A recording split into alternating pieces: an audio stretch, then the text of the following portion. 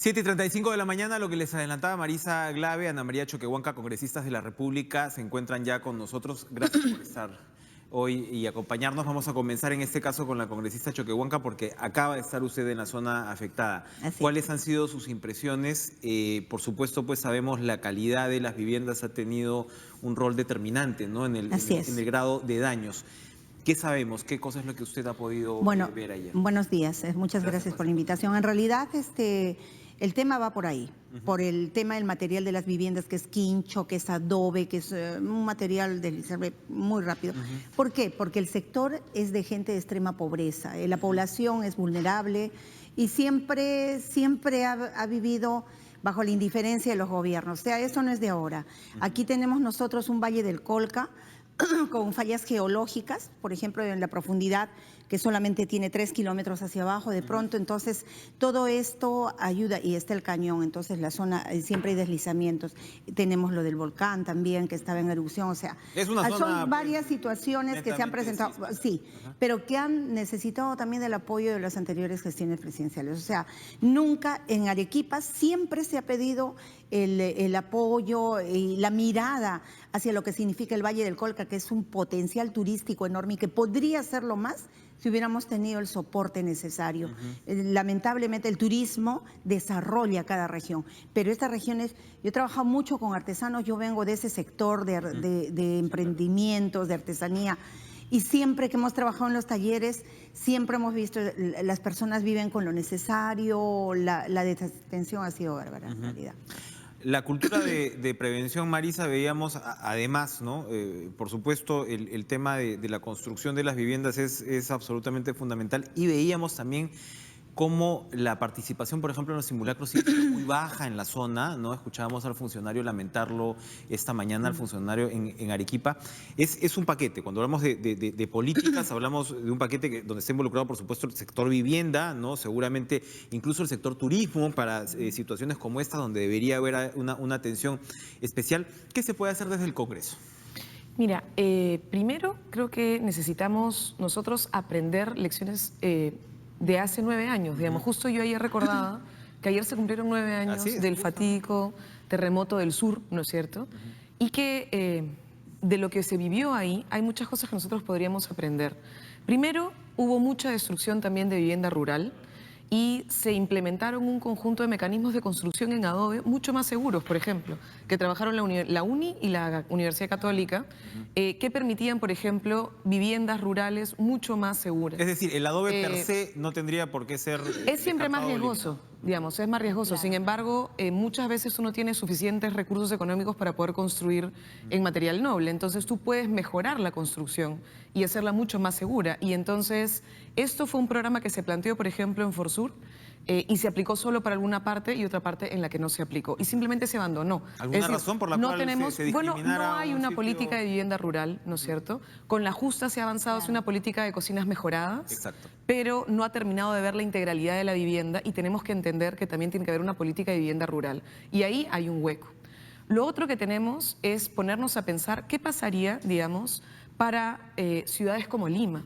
Yo ayer siempre termino pensando en qué hubiera pasado si es que nosotros tuviéramos este tipo de sismo acá. O sea, después de los años 70, Lima no ha vuelto a tener un terremoto o un sismo de alta magnitud. Y entonces no sabemos, por ejemplo, qué cosa pasaría en los antiguos asentamientos humanos hoy consolidados, por ejemplo, cuya construcción ha sido construcción progresiva, es decir, la gente construyó. Cualquier persona que conoce, ¿no es cierto?, sabe que ha sido la propia población quien ha construido sin mayor asistencia técnica ni tipo de apoyo de parte del Estado. El Estado ha tenido, Enrique, una política de lote y no una política de vivienda. Y lo que necesitamos en el Perú es una política de vivienda popular y una política de vivienda rural. Cuando se habla, congresista Choquehuanca, del déficit precisamente, ¿no?, de viviendas, un porcentaje de ese déficit está planteado en la calidad de la construcción. Marisa nos describía, bueno, la situación en Lima son los asentamientos humanos. Uno piensa en las quintas del centro de Lima, o sea, ¿qué cosa quedaría? Entonces, Enrique, por ejemplo, sí hay un estudio de qué cosa pasaría. Pero a diferencia de Colombia, por ejemplo, que tiene un estudio también muy claro qué cosa pasaría en las zonas de construcción progresiva, es decir, donde la gente ha construido su propia vivienda, nosotros, en el caso del Perú, no tenemos esa data.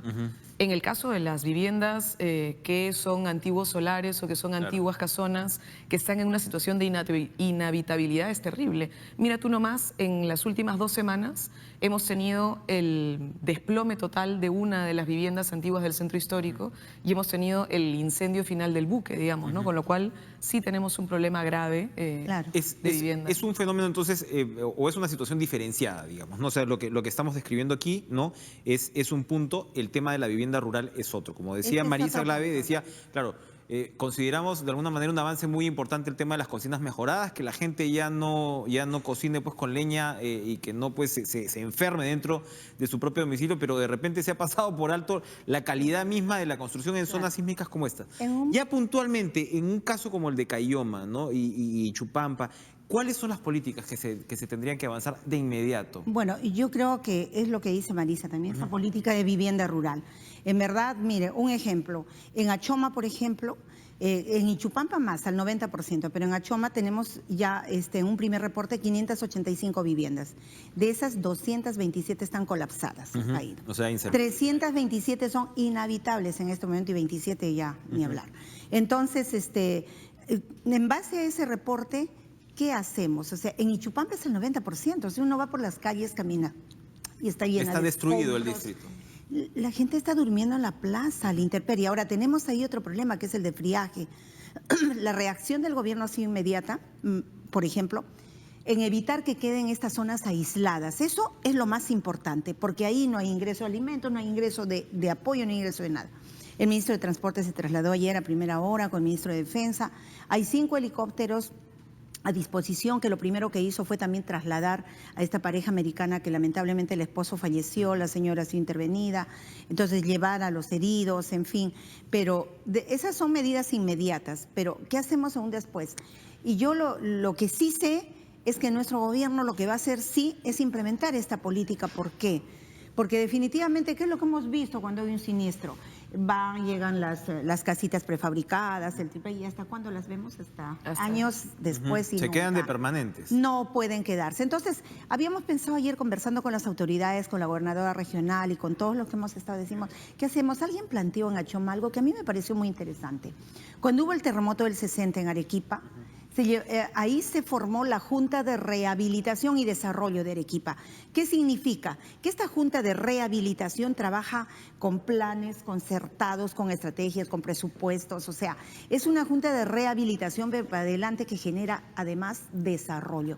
Yo estoy segura, es lamentable lo que ha ocurrido, pero esto va a hacer que el foco de atención que esté en este momento puesto en esta zona va a lograr que nosotros podamos desarrollar también esta zona, porque siempre después de un desastre como viene también, genera desarrollo. Que no es el caso, hablabas de los 9 años del terremoto de Ica. Bueno, hay algunas zonas hay algunas que todavía lecciones, no están ¿no? construidas. Y de hecho, mira, una cosa, justo ayer hablaba con Gustavo Riofrío, que fue parte de la gente que estuvo en la zona mirando qué cosa ocurrió. Y la tendencia es a reconstruir las grandes actividades económicas, a reconstruir el PBI, como quien dice, ¿no?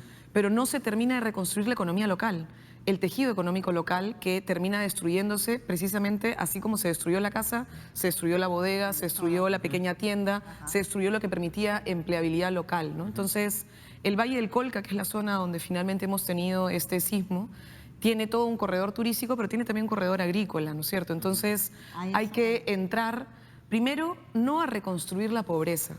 Es fundamental que este tipo de fenómenos nos permita, como ha dicho la congresista, una estrategia de desarrollo, ¿no es cierto?, que nos permita reconstruir el tejido urbano, el tejido económico y más bien buscar potencialidades hacia adelante, ¿no?, que sí existen en la zona, es decir, sí es una zona con un alto potencial turístico y también es una zona con alto potencial agrícola. Entonces sí podría tener una estrategia de desarrollo que vincule ambas opciones, es una oportunidad, ¿no? lo que usted dice, precisamente para desarrollar una cultura antisísmica también ya en lo que se vaya a reconstruir. Claro. De saque, ¿no? Hay que pensarlo además con prácticas locales. Claro. Eso también es muy importante, ¿no? Porque también, si es que no se adapta también la propia población, no se apropia, digamos, del tipo de construcción, no va a funcionar, ¿no? Por eso es que es interesante también estas propuestas que se trabajaron desde la Universidad de Ingeniería o desde la Universidad Católica, que trabajaban mecanismos diferentes para, con instrumentos de la propia zona, adaptarlos para situaciones de mayor riesgo, digamos. Y ha tocado un punto muy importante también, el tema de la agricultura.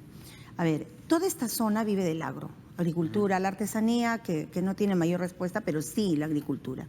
Los canales están colapsados, están deshechos, algunos están ya fisurados. No hay agua, los animales allí no tenían agua, bueno, menos la población no tenía agua. El agua, ¿por qué? Porque ellos jalan el agua en tubos de manantiales, entonces baja el agua, pero con esto pues, se han roto los tubos y simplemente se quedaron sin agua. El problema de la luz se ha podido generar, los medidores están colgando y todo, pero igual la luz se ha repuesto en algunas zonas ya. Pero el tema del agua es un tema urgente, entonces yo quiero aprovechar también de esta oportunidad para hacer un llamado a la empresa privada. Necesitamos agua, abrigo y alimento.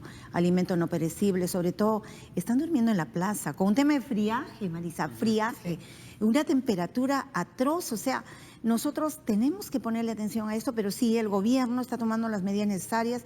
Hoy yo de aquí me voy a coordinar con el ministro de Vivienda para ver cómo hacemos para que estos módulos lleguen cuanto antes al margen de las carpas, que ellos no pueden. ¿Cuántos módulos se están preparando, sabemos? Nosotros, bueno, ayer se han requerido 250 módulos para esta zona de Ichupampa. Estaban haciendo ya la estadística para ver cuántos en Achoma. En Yanque, si bien es cierto, han habido cuatro muertos, pero la zona no está tan colapsada.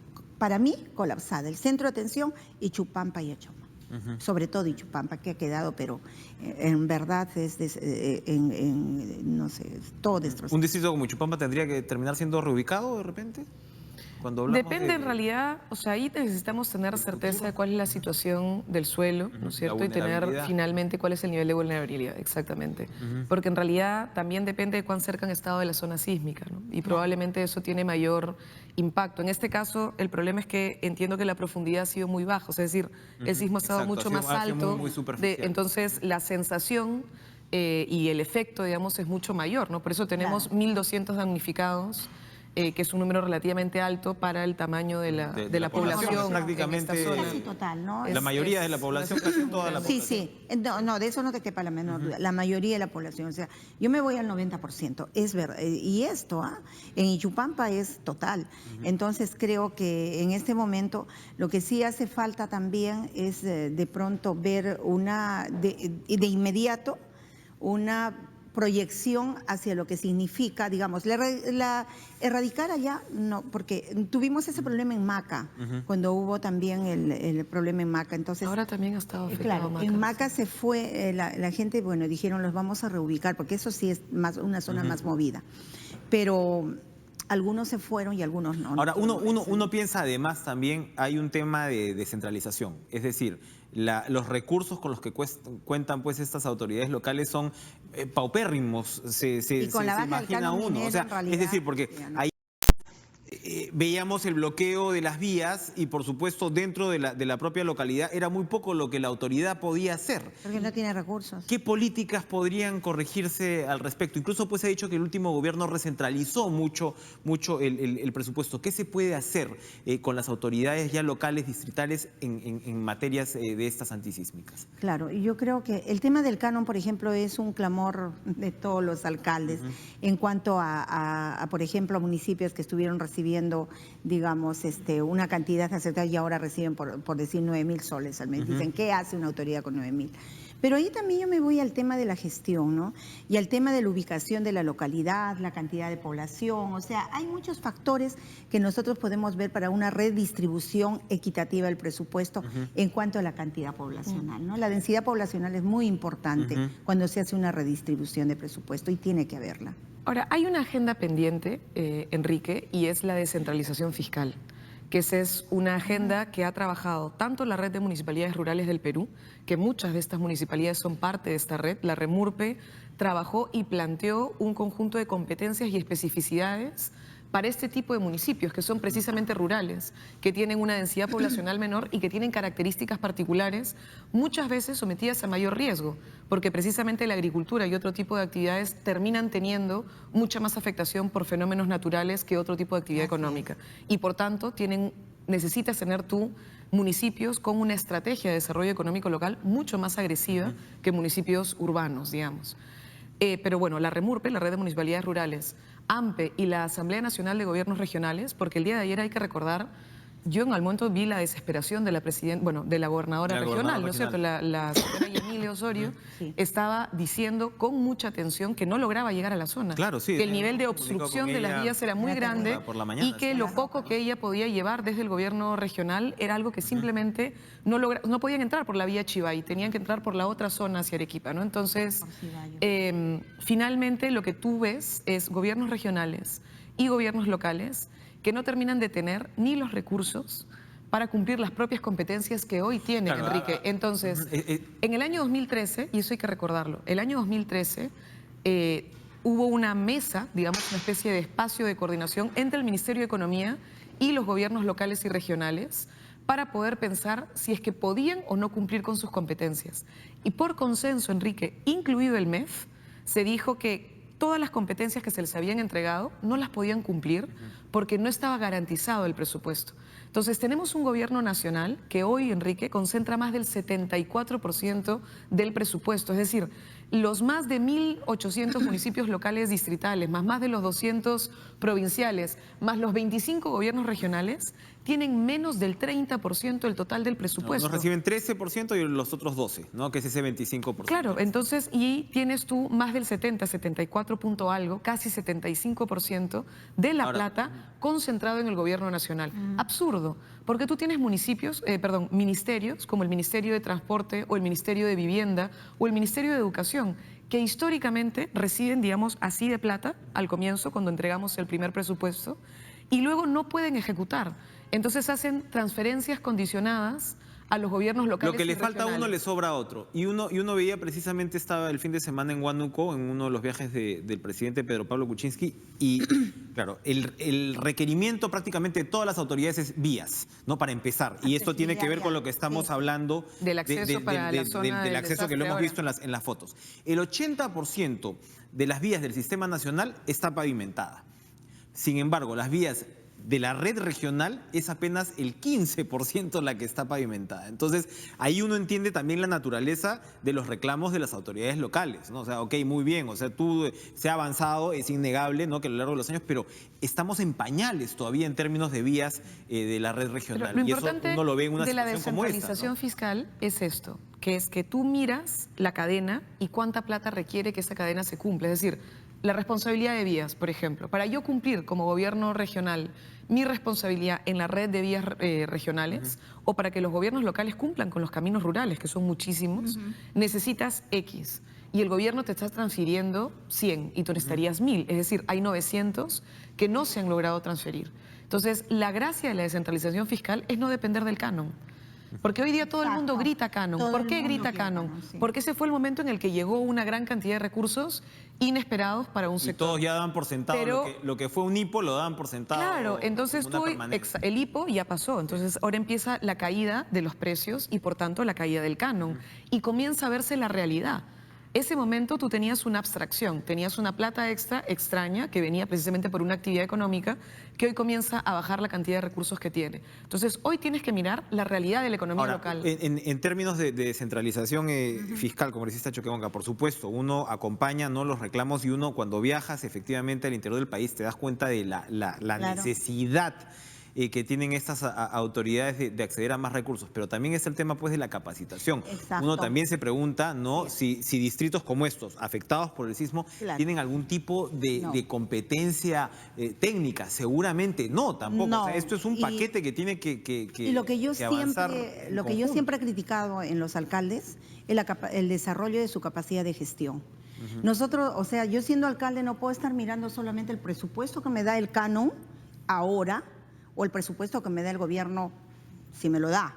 Entonces, ¿dónde está mi capacidad de gestión, por ejemplo, para poder accionar? A ver, en zonas turísticas, la ESI de España, más recursos. Entonces yo voy desarrollando, pero lo que sí necesito una mirada mucho más profunda de parte del gobierno son los poblados menores y los anexos. Allí no hay accesibilidad de vías, extrema pobreza y no salen nunca. ¿Por qué? Porque nosotros como Arequipa, por ejemplo, criticamos mucho el centralismo de Lima. Decimos Lima centralista, pero nosotros respecto de nuestras provincias también somos centralistas. Es un centralismo que se reproduce. Exactamente. Entonces, creo que nosotros hoy esto que ha pasado, Y lo que va a seguir pasando para adelante, tenemos que no solo trabajar con el tema de previsión, para mí es trabajar con el tema del conjunto, un trabajo conjunto. Por ejemplo, los alcaldes del Valle, ellos tienen una asociación también, pero que necesitan generar. Yo sí pienso apoyarlos en estos temas de capacitación, que ellos conozcan también cómo pueden accionar recursos a través del MEF, a través de los ministerios, porque ellos son elegidos. Se pasa un año y están mirando dónde voy, cómo hago. No, necesitamos ponerles la capacitación al alcance, sobre todo los alcaldes de zonas rurales, para que puedan ser gerentes de una municipalidad y puedan responder ante todo este tipo de cosas. Claro, por supuesto es muy importante, pero más importante para mí es la difusión de todo cuanto deben conocer y más importante es también la capacidad conjunta que puedan llevar a cabo, ¿no? Muy bien. Hay, solo para cerrar, en ese caso, una cosa que sería muy importante es reconocer espacios que han agremiado a este tipo de municipios. Insisto, la Red de Municipalidades Rurales del Perú, que asocia a cientos de municipalidades rurales, ha sacado un conjunto de buenas prácticas apoyadas por Cooperación Española, Cooperación Alemana, en fin, Exacto. por distintos sectores que les han permitido tener, por ejemplo, lo que ellos llaman el municipio escuela, que permite que los alcaldes y los nuevos gerentes o los nuevos técnicos de los municipios puedan acceder a buenas prácticas de municipios rurales, que les permita precisamente mejorar temas que tienen que ver con riesgo y control de riesgo y control de territorio y con todo lo que tiene que ver con desarrollo económico local, que son elementos centrales para los municipios Hay rurales. experiencias entonces para En el- replicar. Hay experiencias El buenas. propio Lo que Premio tenemos que hacer- Ciudadanos al Día tiene también un buen Exacto. porcentaje. Hace 10 años estas buenas prácticas eran 50, ahora son cientos. Y lo que hay que ¿no? hacer Y hay es un porcentaje de recogerlas municipios y buscar, pequeños claro, que también las ¿cómo practican, se ¿no? puede difundir? Y ahí yo creo que Eso. apoyar, si es que no se logra hacer el Ministerio de las Regiones que proponía el presidente Kuczynski, pero si por lo menos hay una voluntad desde el Ejecutivo, yo partiría por reconocer la REMURPE, reconocer AMPE y reconocer la ANGR y reconocer lo que estos tres espacios han tenido como lecciones aprendidas y cómo desde el Ejecutivo se puede apoyar con presupuesto y apoyo para capacitación a gobiernos Entonces, locales, ¿no? aquí concluimos en que la difusión Es tiene que fundamental. darse en forma más fuerte de parte del gobierno, de parte de todos, y no dejar de mencionar tampoco los municipios productivos que viene trabajando Sierra Exportadora.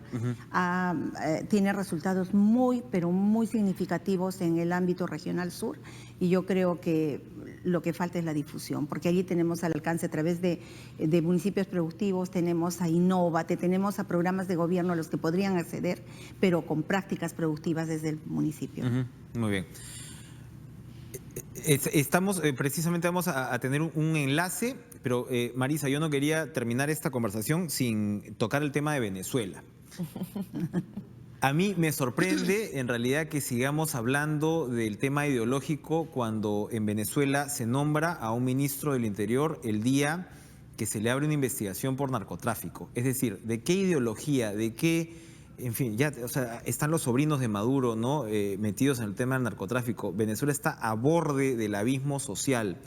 El señor Capriles decía la semana pasada, ¿de qué diálogo me están hablando? Hace 20 años que no hay diálogo en Venezuela y aquí hay una figura constitucional como la del referendo que negarle el derecho a la población en estas circunstancias es irresponsable, es un atentado. ¿Qué dice Marisa Glave? No, ¿qué dice el Frente Amplio? ¿Qué dice Marisa Glave sobre la situación? Bueno, yo estoy de acuerdo en que se tiene que respetar la Constitución venezolana y ahí estoy de acuerdo con el señor Capriles.